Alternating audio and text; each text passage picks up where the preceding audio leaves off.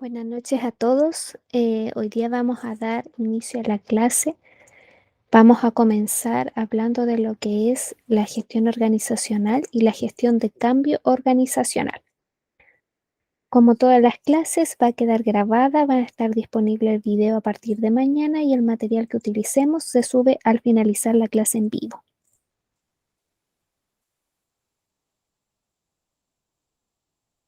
Vamos a comenzar entonces.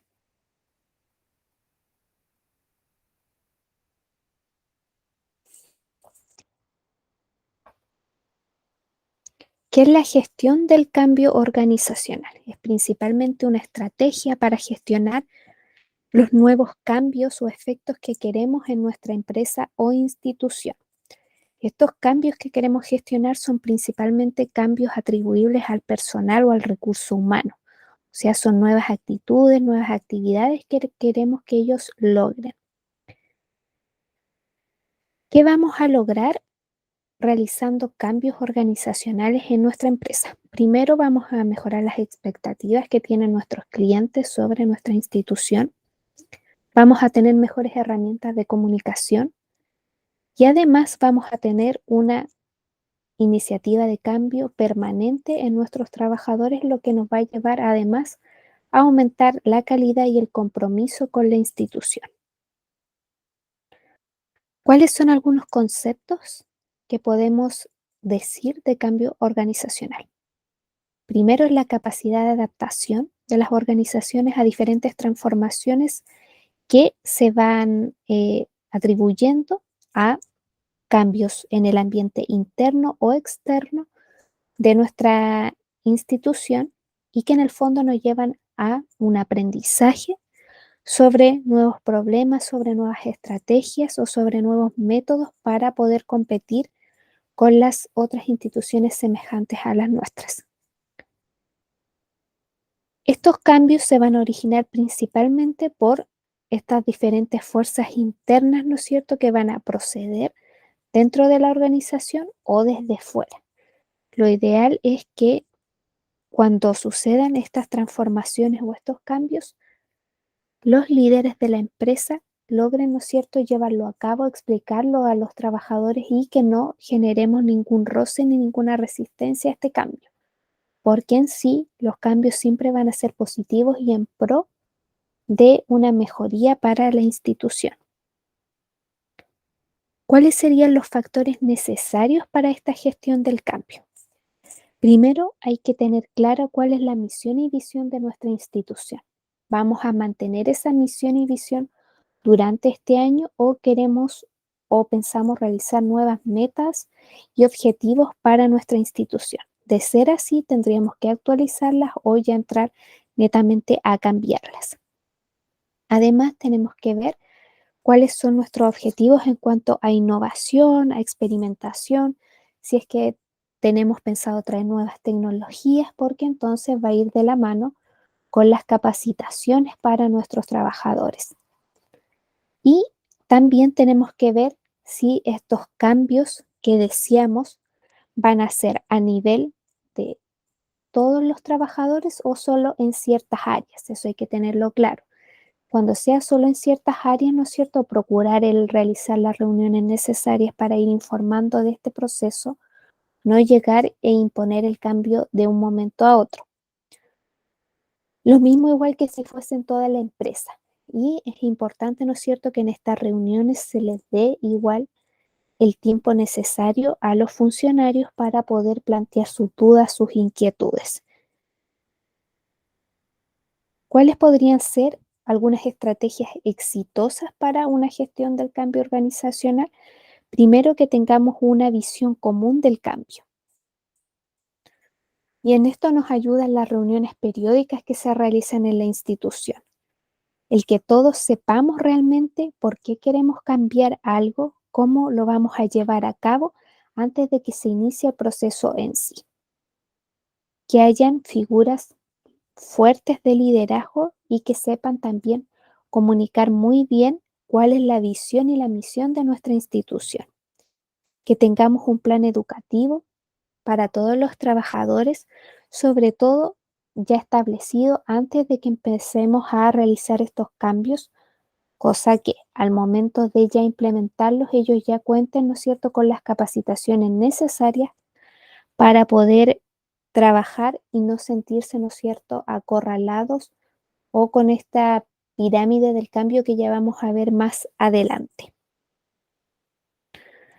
También, ¿no es cierto?, es importante que diseñemos un plan de seguimiento. ¿Qué acciones vamos a ir realizando para ver si este cambio que hemos propuesto se está llevando a cabo o no? ¿Tenemos un plan semanal, un plan mensual definido con las actividades que queremos realizar? ¿Quiénes van a ir verificando que se realizan estas actividades? ¿Tenemos ya decidido si es que vamos a plantearnos indicadores o cómo vamos a ir evaluando que este cambio se está realizando correctamente y cómo vamos a poder obtener finalmente los resultados que deseamos y el análisis correspondiente? Para poder tener un buen cambio organizacional, un correcto cambio y una correcta gestión de él, es necesario que contemos con equipos de trabajo. En el caso que nos demos cuenta que nuestra institución no funciona con equipos de trabajo, sino más bien con grupos de trabajo, es necesario el formarlos. ¿Por qué? Porque los equipos de trabajo nos ayudan a gestionar e impulsar un cambio de una manera mucho más fácil y establecida, al ya trabajar los diferentes estamentos de nuestra institución en conjunto como uno solo en pro de la atención, en pro de la equidad del paciente, del usuario, va a ser mucho más fácil que ellos tengan la misma visión y misión que nosotros para poder lograr las metas que nos hemos planteado. Además, al ya tener o al ya contar con equipos de trabajo, la comunicación en sí debiese ser mucho más favorable que en un equipo que recién se está formando o cuando contamos con grupos de trabajo. Ya está algo que se ha formado, no está de manera parcial, sino que ya está establecido. Además, ya saben, ¿no es cierto?, que la cultura corporativa, o sea, la cultura organizacional de nuestra empresa va en pro de los cambios. Por lo tanto, no debiesen presentar la resistencia al cambio o debiese ser menor. Y también, ¿no es cierto?, porque al tener equipos de trabajo, lo más probable es que tengamos muchos más líderes dentro de la institución, lo que va a favorecer además que podamos aprovechar de mejor manera las oportunidades, estimular las contribuciones individuales y poder animar también a todos a que sean más creativos, innovar y que nos den también sus propias propuestas sobre cambios favorables para la institución.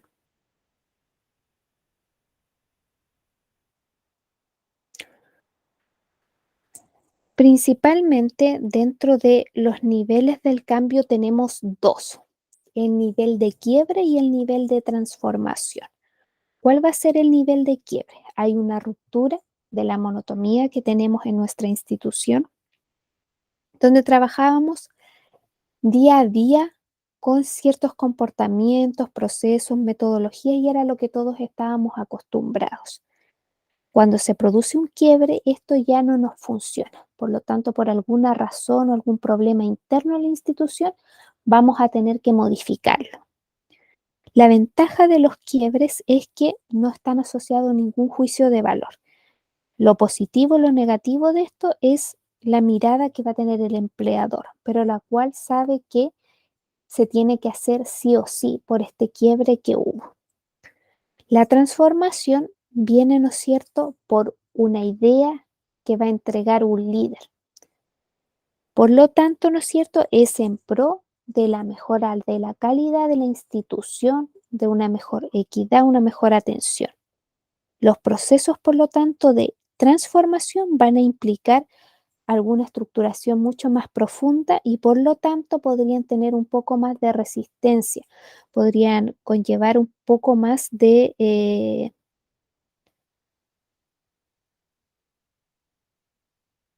resquiebre por parte de los trabajadores. ¿Qué entendemos por cambio? Vamos a ver, ¿no es cierto?, ahora las definiciones del cambio.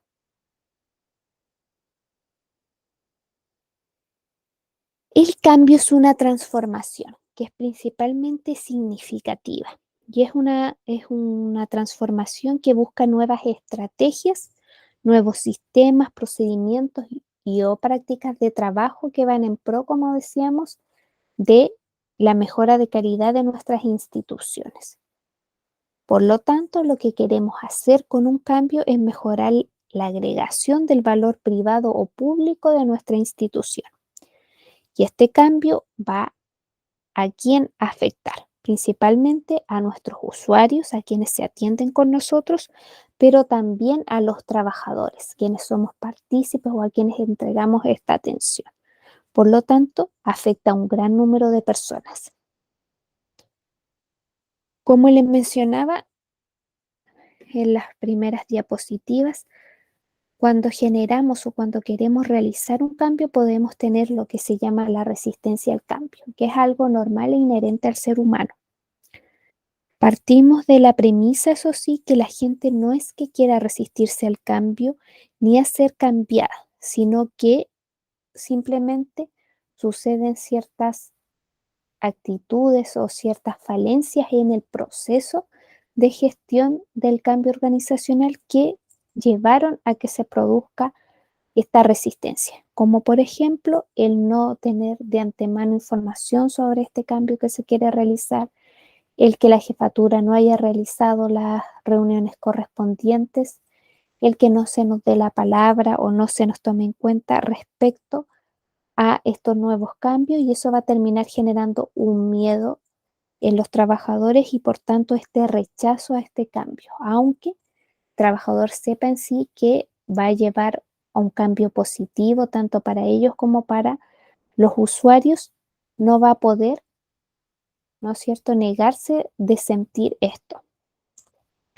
¿Cuáles serían entonces los principales motivos por los que se presenta la resistencia al cambio en los trabajadores de salud? Principalmente son tres y lo vemos como una pirámide: el no conocer, el no poder y el no querer, que principalmente se dan los tres por falta de información.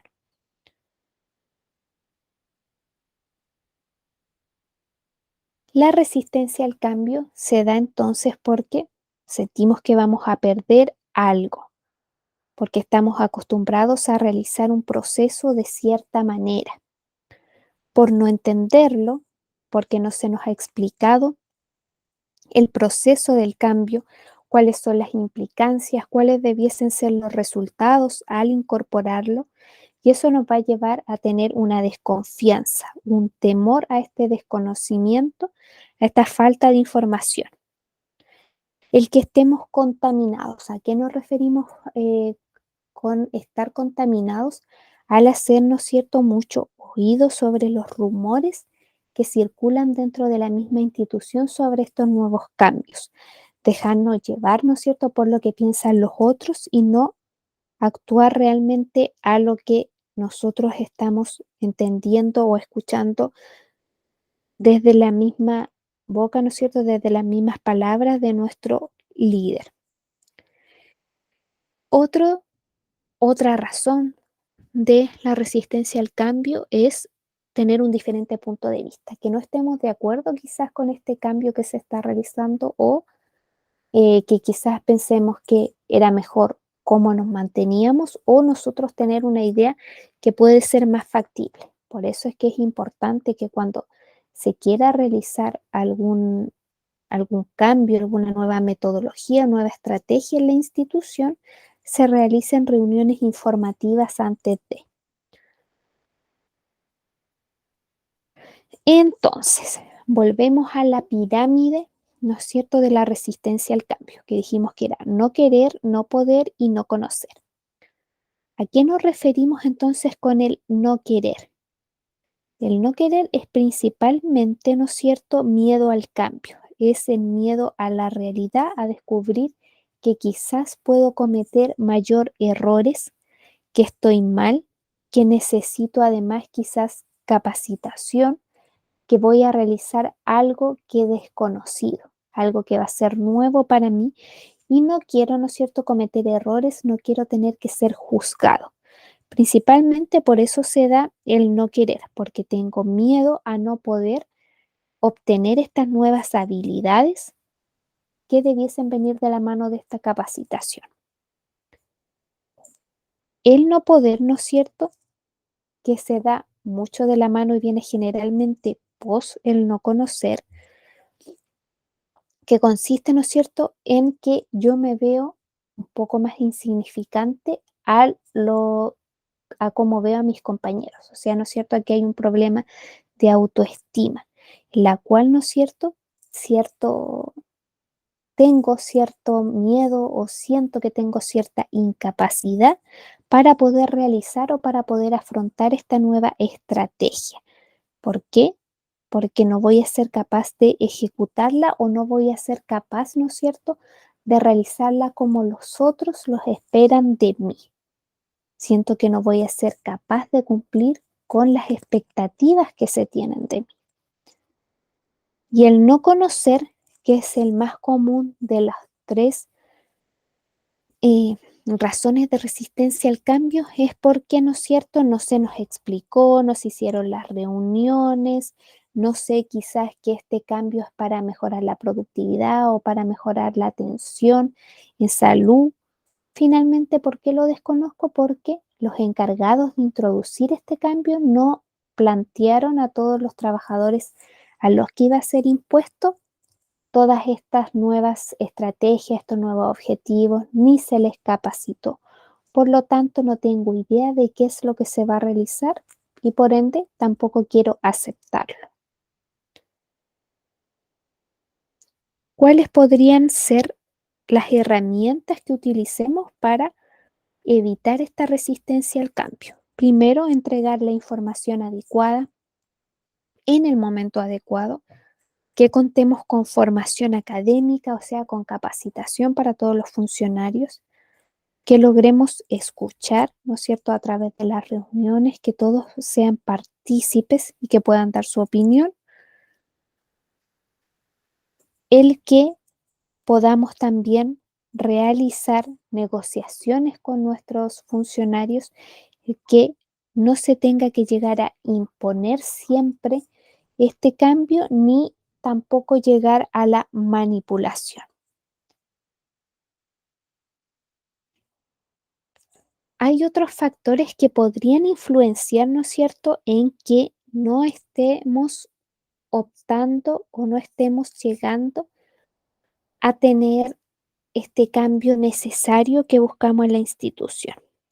¿Y eso a qué podría deberse? A ciertos rasgos que tienen algunas culturas organizacionales que se dan principalmente por características negativas. Vamos a hacer entonces un comparativo entre las características negativas de las características positivas. Cuando una cultura organizacional tiene demasiadas características negativas, ¿qué podríamos encontrar?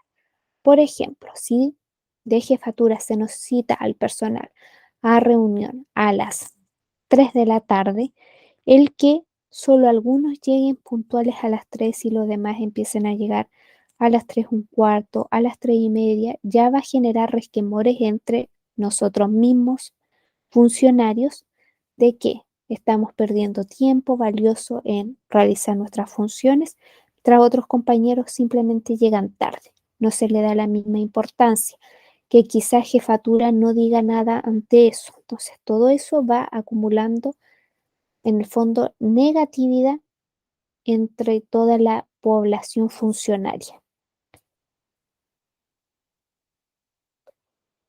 Que los compromisos y las promesas que realiza la institución a los funcionarios se cumplan solo en algunas ocasiones. Eso ya genera un ambiente de desconfianza. Por lo tanto, cuando se plantea algún cambio, realmente ningún funcionario lo va a tomar en consideración. Que esté todo demasiado burocratizado, ¿no es cierto? Que sea todo dependiente de las normas y procedimientos más que el hacer las cosas bien. Eso también conlleva, ¿no es cierto?, a un mal ambiente laboral y que además no se quiera ser partícipe de los nuevos cambios. Ahora, ¿qué podríamos tener por su lado dentro de las culturas organizacionales como actitudes positivas y que ayuden a fomentar el cambio? El que las promesas y los compromisos sean nítidos, o sea, ¿no es cierto?, que estén claros, por menores que sean, y que además logremos cumplirlo. Que todos, ¿no es cierto?, si es que se nos cita alguna hora, lleguemos puntuales y se dé antes de fallar en este horario la correspondiente, ¿no es cierto?, información de que se va a atrasar para que así no estén esperando los demás tanto tiempo para el inicio de las reuniones.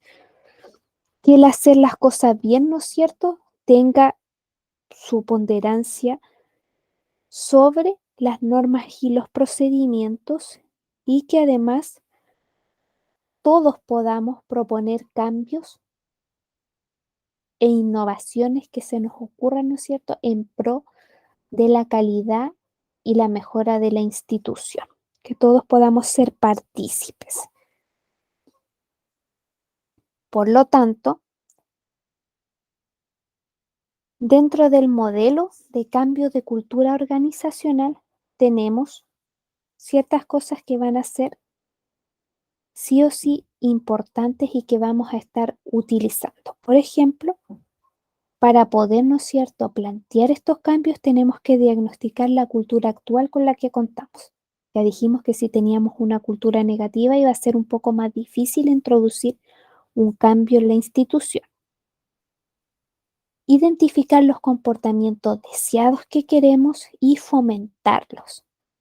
Desarrollar programas que generen compromisos generales, y aquí va de la mano de las capacitaciones. Modelar roles de los líderes, ¿no es cierto? Fortalecer a todos los líderes que tengamos dentro de los trabajos de equipo y alinear también los sistemas y procesos.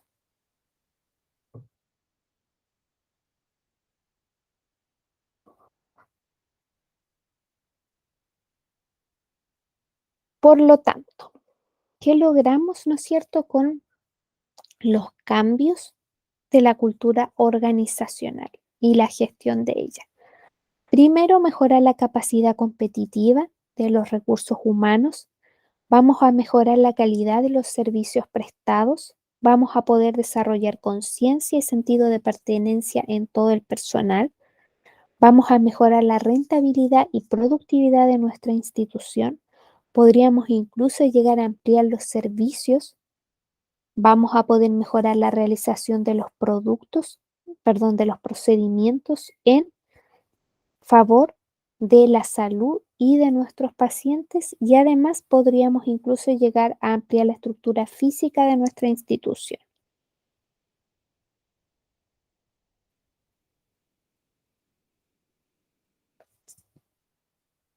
¿Por qué es tan importante que todas las instituciones manejen y sepan de la resistencia al cambio y se trate, ¿no es cierto?, de presentarla la menor cantidad posible? Porque, ¿no es cierto?, sabemos que en el sector salud se enfrentan retos día a día, que va todo cambiando además día a día y que se presentan procesos nuevos que van a incidir además en nuestro comportamiento y en nuestro desempeño. Y de ello va a depender además la eficiencia, la eficacia con que nosotros trabajemos y cómo también seamos vistos por los pacientes. Por lo tanto, la clave para una gestión del cambio organizacional exitosa va a depender, ¿no es cierto?, de todos los actores, o sea, de todos los funcionarios que estemos involucrados en esta institución. Y tenemos que estar, ¿no es cierto?, dispuestos a aceptar estos cambios, a tener ya establecido, ¿no es cierto?, un patrón, un plan de acción y realizarlo, ¿no es cierto?, de acuerdo a nuestro cronograma de actividades, dejando de manifiesto y en conocimiento antes de llevarlo a cabo a todos los funcionarios para evitar, ¿no es cierto?, la pirámide de resistencia al cambio. Ahora, cuando estamos iniciando esta gestión del cambio, vamos a tener diferentes etapas por las cuales sí o sí vamos a ir pasando. La primera de ellas es el descongelamiento. El descongelamiento se da inicio cuando estamos recién implementando esta iniciativa al cambio. O sea, todavía nuestros funcionarios no están preparados para ello. Nosotros les vamos a estar recién, ¿no es cierto?, brindando esta idea de esta nueva adaptación, de esta transformación que queremos llevar. Y para ello vamos a tener que ir desarrollando ciertos aspectos humanos que favorezcan la adaptación de nuestros funcionarios para que puedan aceptar este cambio y se pueda realizar finalmente con éxito la implantación de él. Aquí es súper importante el feedback en las reuniones, que demos la palabra los líderes a los funcionarios para que puedan, ¿no es cierto?, ir comentándonos sus inquietudes, sus ideas, las sugerencias que tengan en pro, ¿no es cierto?, de este cambio. Luego del descongelamiento viene el cambio en sí, que en esta fase vamos a realizar la fijación de los objetivos que queremos lograr y aquí ya implementamos una estrategia. Por lo tanto, no vamos a poder tener una buena etapa de cambio si no realizamos anteriormente la etapa de descongelamiento, que era de cuando entregábamos la información. Para que los objetivos que nos planteamos en esta etapa de cambio estén claramente definidos, tienen que tener ciertos aspectos, cada uno de ellos. Primero, la prioridad, el nivel de importancia asignada al objetivo. Siempre el primer objetivo viene a ser más importante, por ejemplo, que el tercer objetivo. ¿Cuáles van a ser los criterios de medición? Tenemos que saber cómo vamos a ir midiendo este cambio para poder saber si está logrando los objetivos y metas que nos habíamos planteado y que nuevo nos va a ayudar a medir los resultados de este, si finalmente conseguimos esto o no. Por lo general en salud todos los objetivos se van midiendo a través de indicadores y del umbral del indicador. Los niveles de consecución.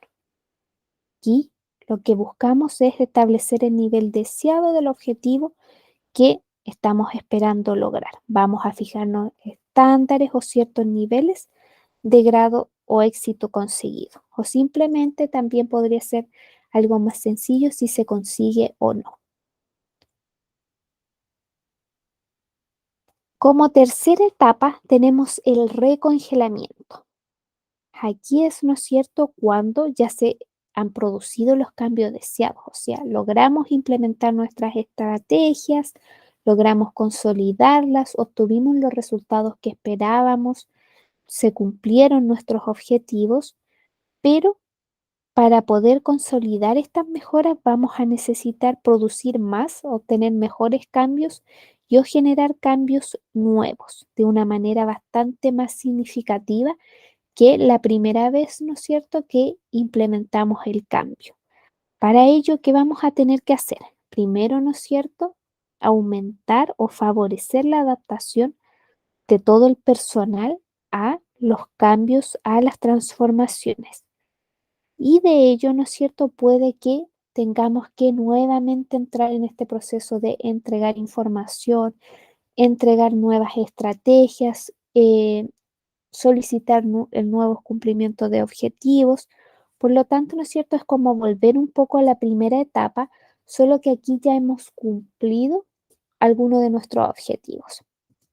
Si pensamos en la materia que vimos en el primer módulo, esto nos suena mucho, ¿no es cierto?, estas etapas del cambio a lo que era el ciclo de mejora continua de Edward Deming.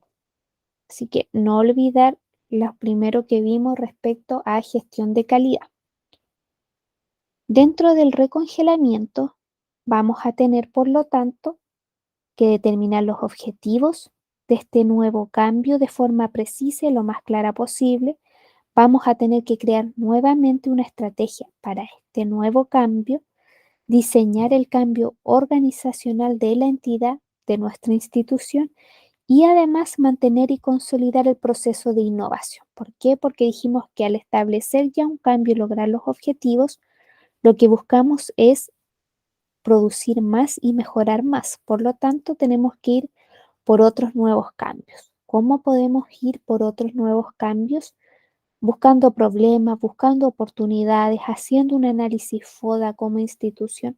Todo eso nos va a ayudar a detectar nuestras áreas débiles, nuestras áreas con mayor fortaleza y vamos a poder trabajar sobre ellas.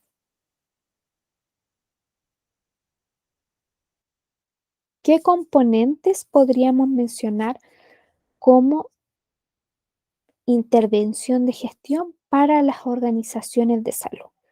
Primero que todo, un componente sumamente importante es la comunicación.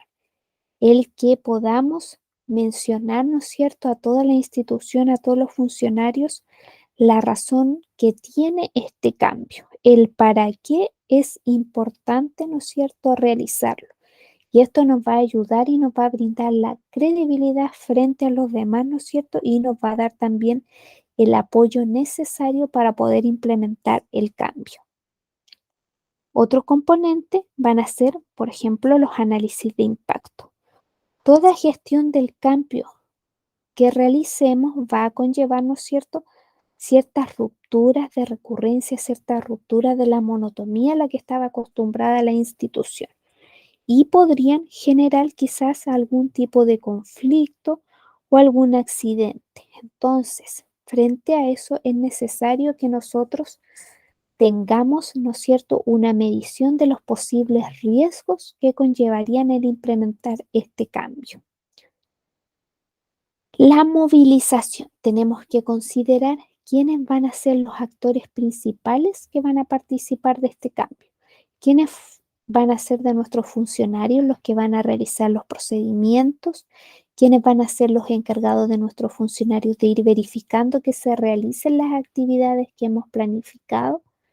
Y quienes nos van a ayudar finalmente en el análisis para ver si se cumplieron o no los objetivos que hemos determinado.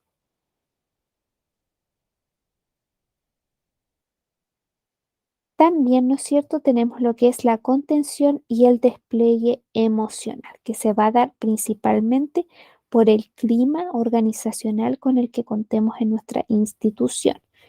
Y esto va a ir también siendo influenciado por el proceso de cambio y también, en caso de que ocurra, por la pirámide de resistencia al cambio. La capacitación y entrenamiento es sumamente importante, ¿no es cierto?, que cada vez que se plantee una nueva transformación, un cambio en la institución, debe ir de la mano de la capacitación de todos los funcionarios. Y el factor liderazgo, ¿no es cierto?, el que contemos con líderes que estén totalmente comprometidos con la institución, que tengan una visión clara, que tengan el poder de la comunicación, que sean afables y que, ¿no es cierto?, puedan trabajar también en dificultades claramente y no solo estén en áreas fáciles, ¿no es cierto?, que sepan manejar a todo el personal. Por lo tanto, ¿por qué fases pasaríamos nosotros, los trabajadores de la institución, en una situación del cambio? Lo más probable es que en la primera fase, que es la fase del desconocimiento, nosotros nos sintamos inmovilizados o presentemos cierta fase de negación, o sea, el no querer participar de este cambio. Luego viene la fase del conocimiento, donde se nos están realizando estas reuniones y vamos a empezar a tener, ¿no es cierto?, mayor información acerca de lo que se plantea y de lo que se quiere realizar. Aquí, ¿no es cierto?, puede venir una etapa de furia en el caso de que no estemos de acuerdo con el cambio que se va a llevar a cabo.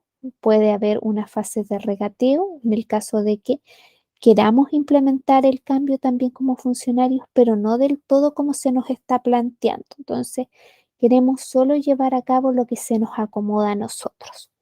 Luego viene la fase de aceptación, dónde está este periodo de prueba, donde ya se empieza a implementar este cambio. Y aquí finalmente después pasamos a la aceptación, que es cuando ya estamos trabajando en pro de este cambio en las actividades que plantea este cambio. Y finalmente la fase de compromiso es cuando ya hemos logrado establecer esta transformación, este cambio, por ejemplo, en todo el servicio. ¿Y qué es lo nuevo que se conlleva? El poder mantenerlo y el poder empezar también a generar nuevos cambios. Entonces, aquí ya está totalmente internalizado el cambio organizacional.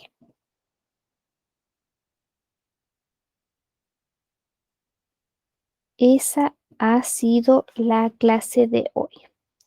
Solamente hemos visto lo que es el cambio a través de la gestión del cambio organizacional. Como les mencionaba, el video va a estar disponible ya para su reproducción desde mañana. El material se sube ahora de inmediato al terminar la clase.